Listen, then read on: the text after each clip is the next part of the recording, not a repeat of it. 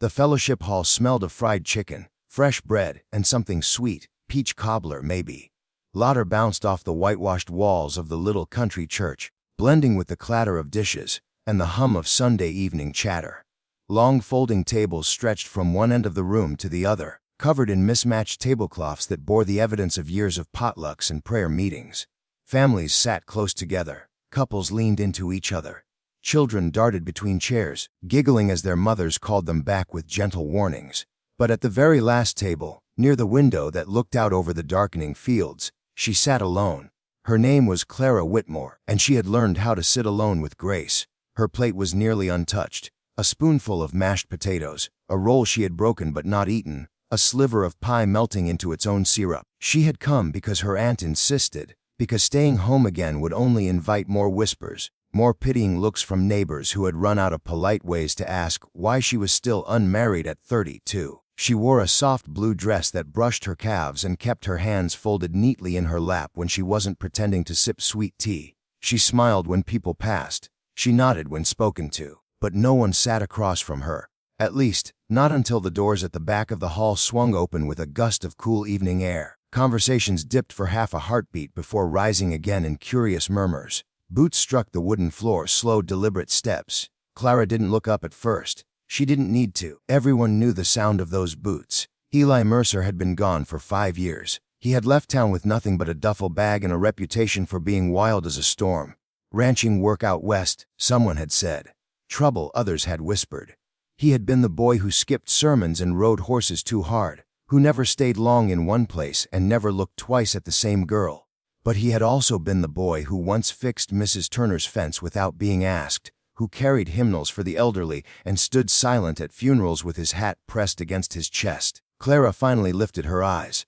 He looked different, broader in the shoulders, a little rougher around the edges. Sun had darkened his skin, and faint lines marked the corners of his eyes. His hat rested low over his brow, but when he removed it, she saw that his hair was shorter now, less rebellious. He scanned the room once, acknowledging nods and handshakes, accepting a clap on the back from the pastor.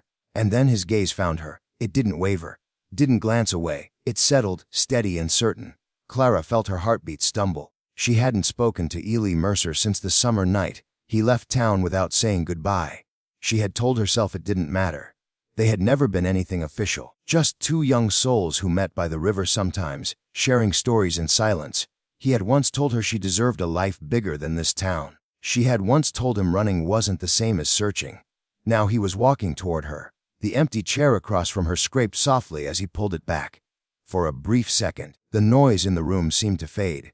Clara's fingers tightened around her napkin. He didn't sit right away. He rested his hat on the table, his eyes never leaving hers. "Mind if I join you?" he asked, voice deeper than she remembered. Swallowed. "It's a free country." A hint of a smile touched his mouth. Not always free seats, though. He sat down slowly, long legs stretching beneath the table. He glanced at her plate. "You planning on eating that pie?" "I was considering it." "Good. Hate to see peach cobbler go to waste."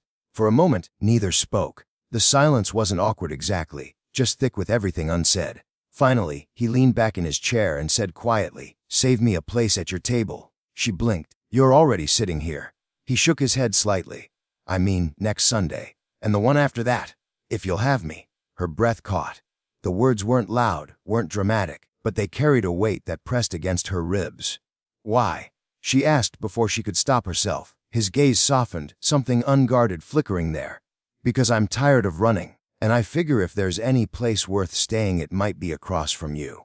The room around them continued buzzing, forks scraping plates, children laughing, someone calling for more lemonade. But Clara felt as if the world had narrowed to the space between their hands on the table. She had spent years convincing herself she didn't need anyone to choose her.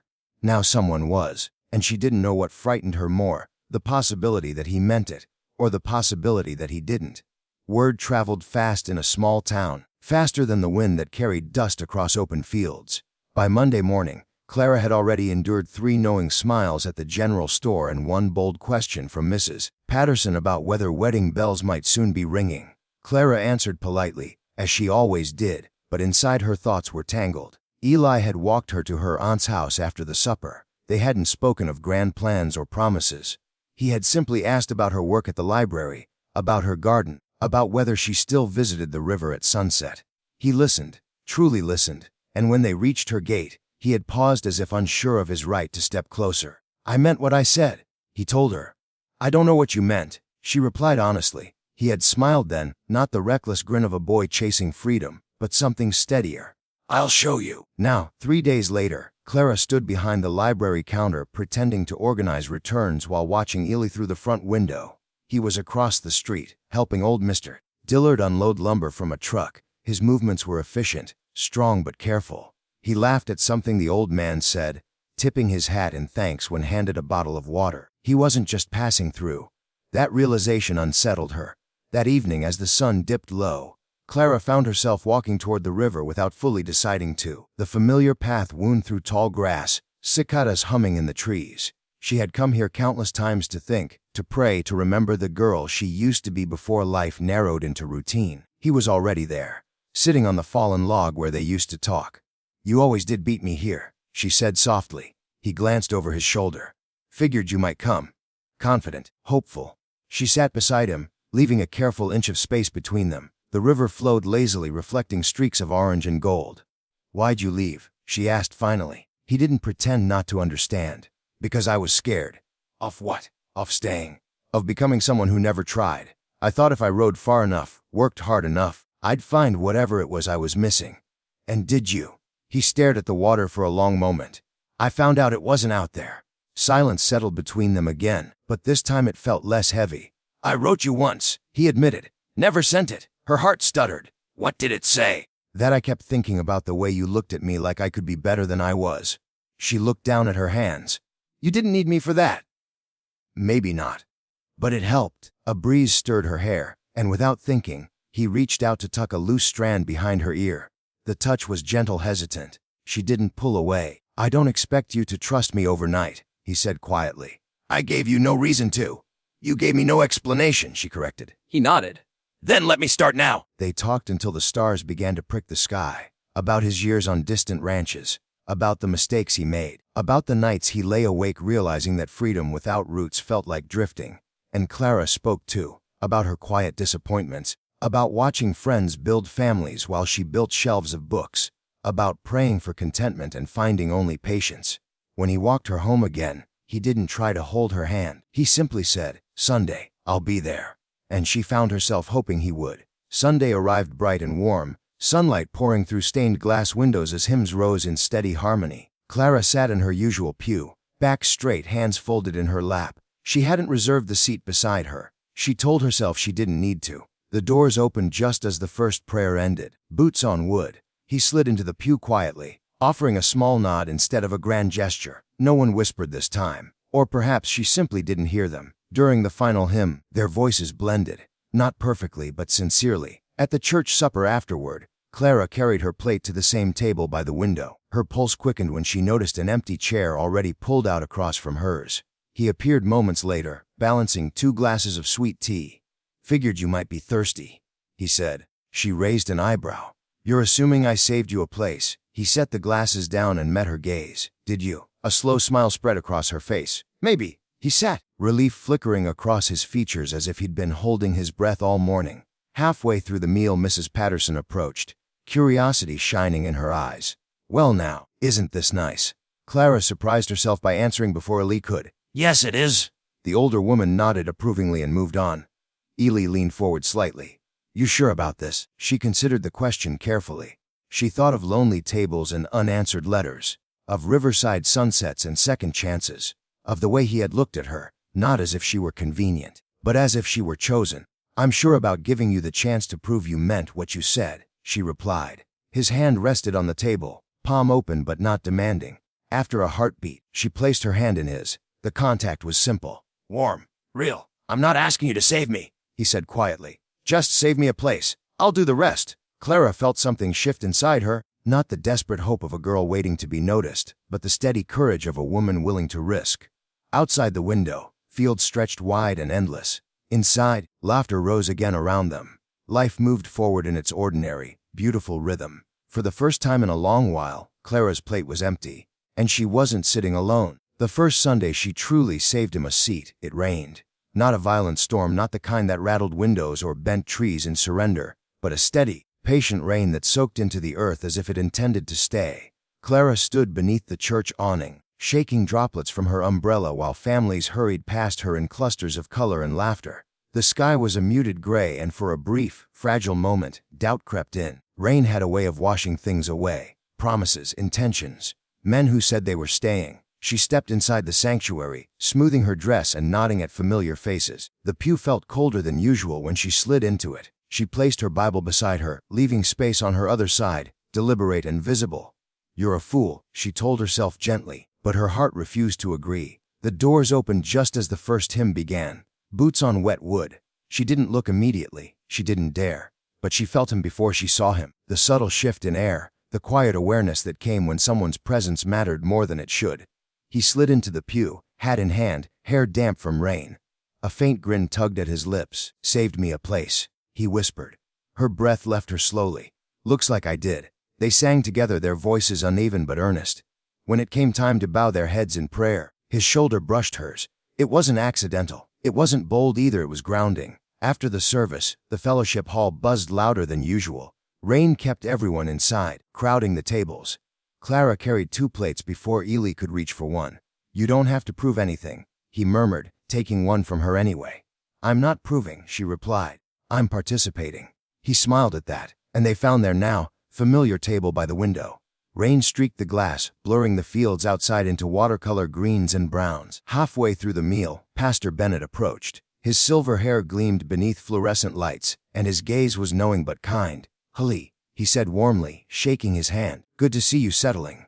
"Yes, sir," Eli answered respectfully. "And Clara," the pastor added, "you've always had a gift for steady things." Clara tilted her head. "Steady things, people who don't chase noise," he clarified gently. "You anchor storms." Ely glanced at her as the pastor walked away. "He's right." "About what?" "About you being steady." She lowered her eyes to her plate. "And what are you?" He didn't hesitate. "Learning to be." That afternoon, as rain softened to mist, they walked toward the river again. Mud clung to Eli's boots, and Clara lifted her dress slightly to avoid puddles. The world smelled clean. "I've been offered work at Harper's Ranch," Ely said quietly. She stopped walking.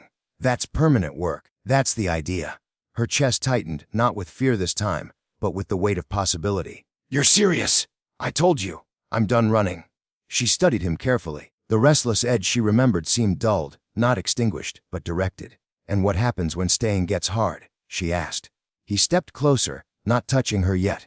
"Then I stay anyway." The simplicity of that answer pressed into her heart deeper than any grand declaration could have. They stood there in the fading drizzle, something unspoken passing between them, not a promise carved in stone, but a choice made quietly and intentionally. And for the first time, Clara realized that maybe love wasn't about fireworks or rescue. Maybe it was about showing up, again and again. Small towns measure change in subtle ways. It was the way Eli's truck began appearing outside Harper's Ranch before sunrise every weekday. The way he carried lumber into the church to repair a leaning railing without being asked. The way older men stopped raising skeptical brows and started offering nods of approval. Clara watched it all quietly. She didn't cling. She didn't rush. She let him build what he said he wanted to build, roots.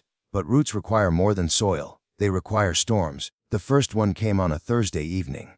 Clara had just closed the library when she heard raised voices across the street. She stepped outside, concern tightening her chest. Eli stood near his truck, fists clenched at his sides. Across from him was Daniel Reeves, a man known for his sharp tongue and longer memory. "You think you can just ride back in and act like nothing happened?"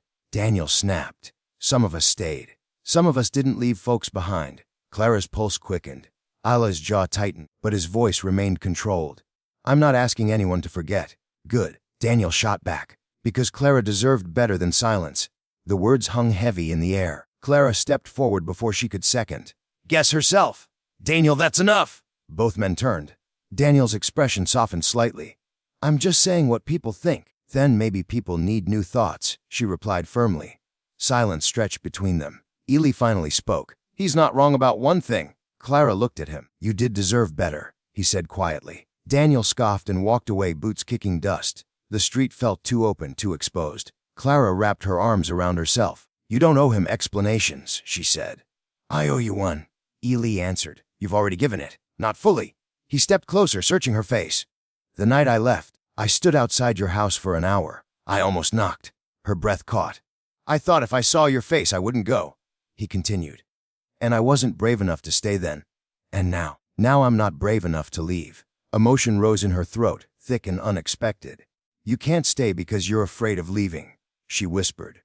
"You stay because you want to." "I do," he said instantly. "I want this town. I want that river. I want Sunday suppers." He hesitated. "And I want you." The words didn't explode between them. They settled. Clara searched his expression for recklessness, for temporary heat. She found none. Instead, she saw steadiness, the kind Pastor Bennett had spoken of. "You can't undo 5 years," she said softly. "I know. But you can live the next 50 differently." Hope flickered in his eyes. "Is that permission?" he asked gently. "It's possibility." He let out a slow breath, relief and gratitude mingling in his expression. Sometimes forgiveness isn't loud. Sometimes it's simply choosing not to hold the past tighter than the future. And as Clara walked home that night with Eli beside her, she realized something profound. She wasn't saving him. He wasn't saving her. They were choosing each other, day by ordinary day. Autumn arrived in quiet gold. Fields turned amber, air crisp and expectant. Church suppers moved indoors fully now, long tables lined with heavier dishes, stews, roasted vegetables, thick slices of pie. Clara entered the hall with a dish balanced carefully in her hands. There at the table by the window was Eli, already seated. 2 places set. He stood when he saw her, taking the dish from her hands. "Figured I'd save you a place this time." Her smile came easily now. "Seems fair." They sat, knees brushing beneath the table. The room felt different, not because people stared, but because they didn't. Their presence together had settled into something normal, accepted.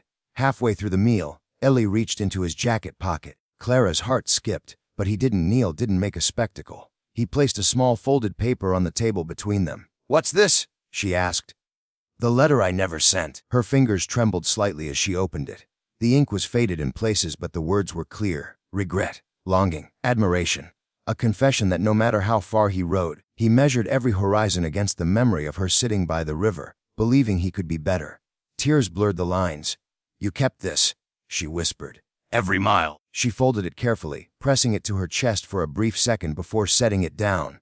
"You don't have to keep saving me a place anymore," she said softly, his brow furrowed. "No." She reached across the table, taking his hand fully, confidently. "Sit beside me." Understanding dawned in his eyes. He stood, moved his chair, and settled next to her instead of across. Their shoulders touched. Their hands intertwined naturally. Laughter rose around them. Someone called for more gravy. Children darted between chairs. Life continued, but something had shifted permanently. He hadn't asked to be rescued. He had only asked for a place, and she had given him one, not out of loneliness, not out of fear, but out of strength. Outside the window, leaves drifted from trees in slow spirals, surrendering to change without resistance. Inside, Clara rested her head briefly against Eli's shoulder. "I'll keep showing up," he murmured. "I know," she replied, and this time she truly did. Because love wasn't built in grand gestures or dramatic entrances. It was built in rain-soaked Sundays, in hard conversations on dusty streets, in letters kept, in chairs moved closer, and in 2 people who finally understood. Saving a place at the table was never about holding space for someone else. It was about believing they would come back to fill it.